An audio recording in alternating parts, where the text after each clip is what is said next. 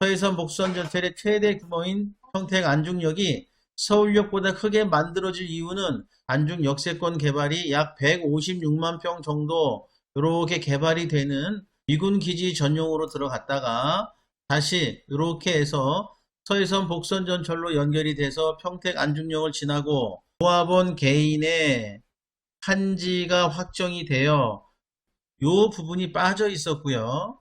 그 다음에 요 부분이 포함이 되어 있었습니다. 불안정한 이렇게 범주 끝에 있는 땅이 아니고요. 선로에 완전히 붙어 있는 땅도 아니고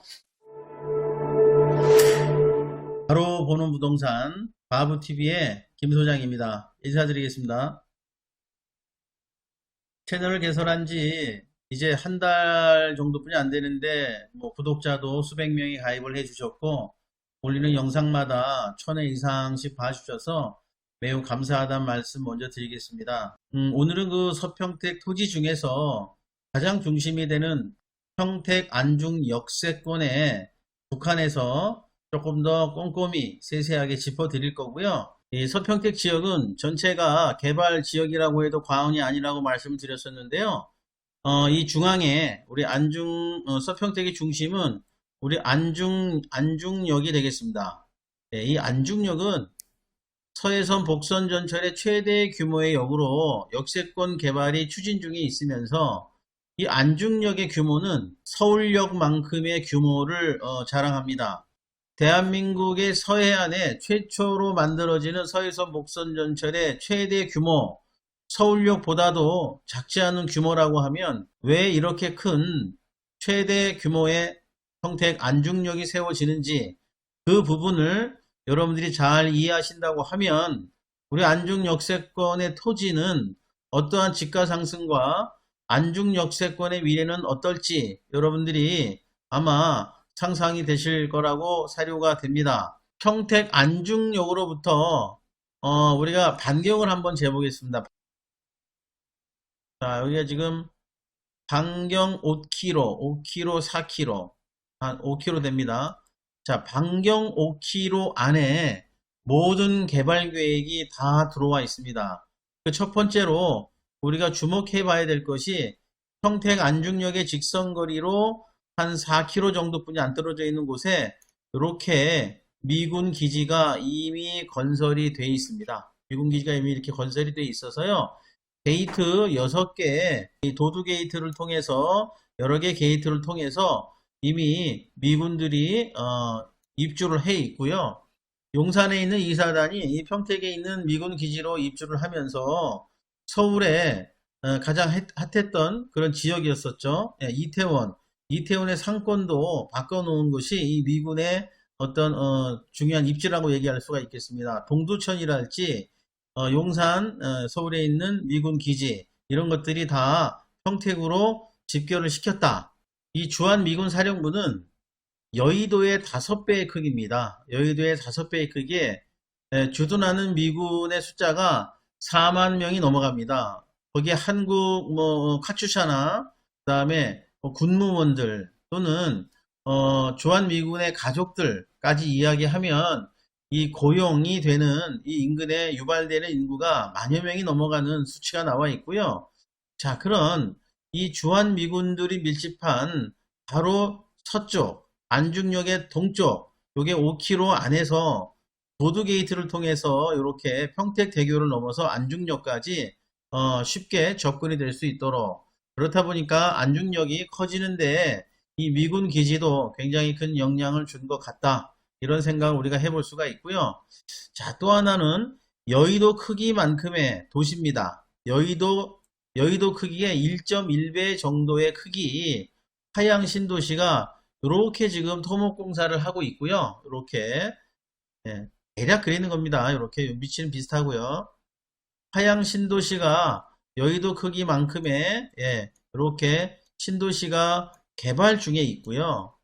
그 다음에 요 사이가 시가와 예정 용지 그래서 자 오른쪽에 보시면 안중 역세권 중심으로 이렇게 서쪽 방향에 이미 구시가지입니다. 천하지구와 송담지구가 이미 도시가 형성이 돼 있고 그 다음에 화양지구가 만들어지고 있으며 그 사이에는 시가와 예정 용지로 지정이 돼 있고, 그러면서 안중역이 이렇게 안중 역세권 개발이 약 156만 평 정도 이렇게 개발이 되는 그런 이야기가 확정이 돼 있다면, 자, 서쪽에는 도시가 들어오고 동쪽에는 미군 기지가 입지하고 또 남쪽으로 내려가면 자, 평택고 관광단지가 보상이 끝나서 자, 여기에도 테마파크, 바닷가 테마파크가 크게 들어온다라고 지난 시간에 말씀드렸습니다. 또한 요 위로 이렇게 현덕지구가 이미 지구 지정이 돼 있어서 여기도 도시 개발이 될 수 있도록 돼 있고요. 자, 요만큼이 바다를 매립을 해서 해양 배후 신도시가 또 만들어지는 계획이 확정이 돼 있고, 자, 이쪽으로 보시면은 항해경제자유구역이죠. 호승지구가 이렇게 이미 입주를 해서 동양 최대 물류단지, 뭐 이케아, 뭐 이런 세계적인 그룹들이 이쪽에 지금 입주를 이미 시작하고 있습니다. 자, 요 사이 지역인 신영리 지역인데요. 여기도 시가와 예정용지로 이미 시세말로 찍혀 있다고 우리가 얘기를 하는데요. 자, 이렇게 많은 개발 계획이 이미 예정돼 있고 진행되고 있다. 자, 더불어서 여기는 기존의 평택항을 통해서 평택 산업단지가 이렇게 들어와 있었죠. 우리나라의 모든 자동차, 현대자동차가 이쪽에서 수출이 나가고, 그 다음에 뭐 벤츠, 아우디, 뭐 폭스바겐 이런 차들이 이 평택항을 통해서 이곳에서 선적이 돼서 수출입이 이루어지고 있는 그런 현장이기도 하죠. 추가적으로 자, 요게 만호지구라고 작지만 지구 단위 계획, 다시 여기도 주거지가 들어오는 지역이 만들어질 예정이고요. 자, 자동차 클러스터라고 해서 자동차 테마파크, 자동차 시설이 들어오는 여기 자동차 클러스터, 요 부분도 개발 예정지로 이미 우리가 예정돼 있다고 말씀드릴 수가 있습니다. 자, 서평택에 대략적인 말씀을 드리면서 가장 그 중심에 뭐가 있죠? 평택 안중역이 있습니다. 서해선 복선 전철의 최대 규모인 평택 안중역이 서울역보다 크게 만들어질 이유는 서쪽에 이런 여러 가지 개발 계획과 동쪽에 위치한 미군 기지가 입지한 이유라고 말씀드릴 수가 있겠습니다. 안중역 같은 경우에는 지금 이렇게 공정률이 97% 이상 만들어졌고요. 진행이 됐고요. 이렇게 서울, 여의도 방향으로 이렇게 올라가고 있는데요. 공정률이 97%, 내년 상반기 중으로 시범 운행을 거쳐서 내년 6월 말에 개통이 되는 거로 예정이 되어 있습니다. 자, 그래서 우리나라 서해안 최초의 복선 전철이 되는데요. SRT 수준이 아니라 KTX까지 직결이 되는 것이 확정이 되어 있기 때문에 이 서해선의 중추적인 역할을 할 거로 기대가 되는 것이 평택 안중역입니다. 자, 그 다음에 자, 여기 지도상에서 이렇게 보시면 여기가 이제 지제역이라고, 평택 동쪽의 지제역인데, 이 평택 지제역은 이렇게 평택역을 지나서 이렇게 남부 지방으로 부산 쪽으로 해서 SRT가 이미 고속철이 다니고 있고요. 자, 수도권만 다닌다고 하는 GTX A라인, C라인이 지제역에는 거의 확정적으로 들어오는 것이 얘기가 되고 있습니다. 자, 그래서 평택의 동쪽 1호선 라인의 지제역에서부터 출발을 해서 이렇게 가로로 질러서 미군 기지 전용으로 들어갔다가 다시 이렇게 해서 서해선 복선 전철로 연결이 돼서 평택 안중역을 지나고, 이 평택 안중역을 지나서 이렇게 천덕지구 쪽을 지나서 이렇게 배후 신도시, 해양 배후 신도시까지 새로운 추가 전철이, 철도가 건설 중에 있습니다. 그래서 이미 동쪽에 1호선 라인 경부 측에 철도가 있고, 서해선 복선 전철이 내년에 개통을 하고, 그 동에서 서로 경부선과 서해선을 가로로 연결이 돼서 평택 한까지 이렇게 신도시까지 철도가 들어가게끔 미군 기지 전용으로 들어가는 것도 당연히 있겠습니다. 그래서 이런 철도까지 연결이 되는 그 중심이 평택 안중역에 있다, 이런 말씀을 드립니다. 그러다 보니까 평택 안중역이 최대 거대한 규모로 만들어질 수밖에 없다, 이런 말씀을 드리겠습니다. 자, 그러면 이제 평택 안중역을 조금 더 우리가 확대해서 평택 안중역의 개발 범위는 어디까지이고 1차 개발 범위 안에 어떠한 매물이 있는지 투자 가치 있는지 이런 부분에 대해서 간략하게 또 상세히 한번 말씀을 나눠볼 수 있도록 하겠습니다. 자, 안중 역세권을 확대를 해 봤습니다. 지금 미리 제가 이렇게 표시를 해 놨는데요. 이 빨갛게 표시된 이 부분이 156만 평 규모 정도로 해서 평택 안중역을 개발하겠다고 하는 역세권 개발하겠다는 섹터입니다. 자, 평택 안중역은 자, 그림의 스카이뷰로 보이시는 것처럼 이렇게 지금 남부에서 북쪽으로 이렇게 잘 만들어지고 있고요. 플랫폼 길이가 1.1km, 그 다음에 중앙에 이렇게 안중 역사가 이렇게 예쁘게 만들어질 예정에 있고요. 이렇게. 그래서 여기가 서울역 보시면 중앙에 서울역 역사가 있고 들어가서 플랫폼이 이렇게 시작점과 끝점이 있지 않습니까? 안중역이 그렇습니다. 플랫폼의 길이에 시점과 종점을 재보면 1.1km 정도가 나오는데요. 서울역도 그 정도 사이즈다. 그 다음에 지상의 선로가 서울역보다 안중역이 더 넓게 더 많이 만들어지고 있기 때문에 서울역보다 규모가 크다. 우리가 이런 말씀 드립니다.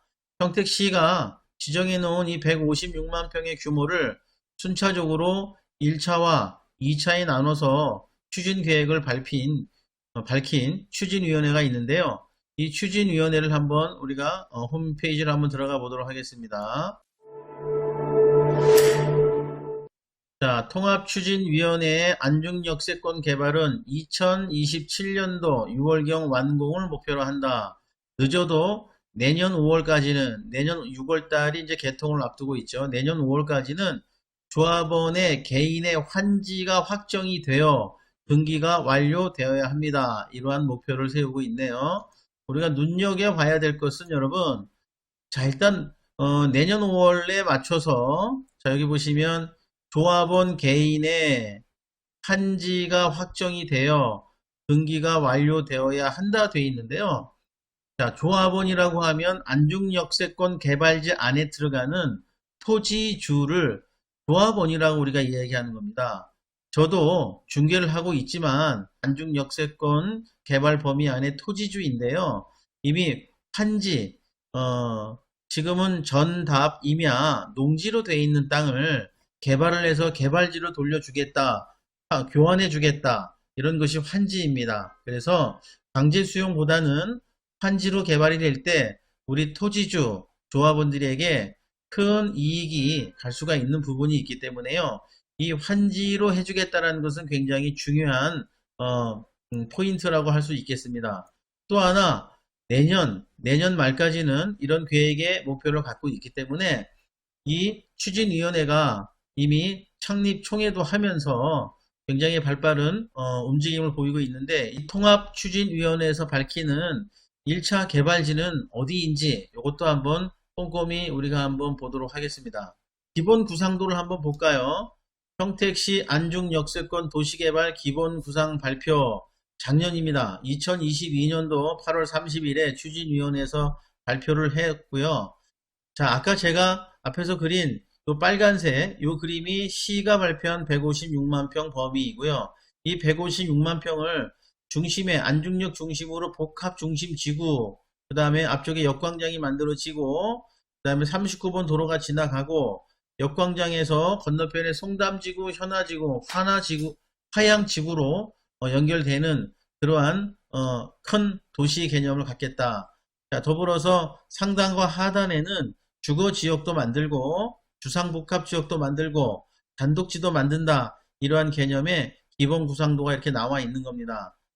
자, 조금 더 내려가 보면 안중역세권 기본 구상안 1단계와 2단계로 나눠져 있죠. 1단계는 74,000명, 2단계는 3만 명 정도에서 10만 명 이상. 그 다음에 사업기간은 2026년, 27년 조금 이제 차이가 있겠습니다만 면적 1단계에 보시면 88만 4천 평입니다.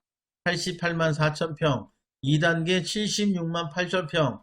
합이 150만 평이 넘어가는 겁니다. 그래서 이 추진위원회에서 얘기하는 1단계는 안중역을 중심으로 서쪽 방향입니다. 서쪽 방향에 1차적으로 88만 평 정도를 먼저 개발하겠다. 그래서 자, 좌측에 안중역 서쪽에 88만 평의 규모를 이렇게 기본 그림도 그려놓은 것이 작년 8월에 추진위원회의 입장입니다. 자, 그리고 이 그림은요.